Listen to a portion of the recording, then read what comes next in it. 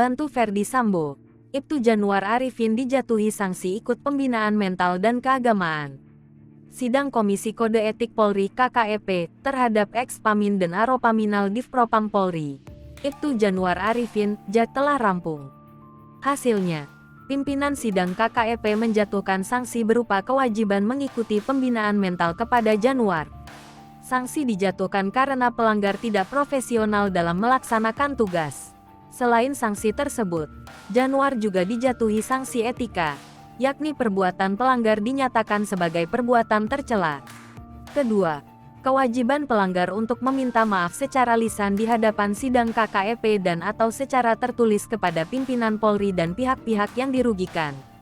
Sidang etik Januar berlangsung selama 9 jam sejak Selasa, tanggal 20 September tahun 2022 kemarin pukul 10 hingga pukul 19 waktu Indonesia Barat. Saksi-saksi yang dihadirkan dalam persidangan ada sebanyak 6 orang, yaitu Kombes ANP, AKP IF, Ibtu HT, Bribtu SMH, Aibtu SA, dan Aibda RJ. Ibtu Januar Arifin disangkakan melanggar Pasal 5 Ayat 1 huruf C, Pasal 6 Ayat 2 huruf B, Pasal 10 Ayat 1 huruf F Peraturan Kepolisian Negara Republik Indonesia Nomor 7 Tahun 2022 tentang Kode Etik Profesi dan Komisi Kode Etik Kepolisian RI.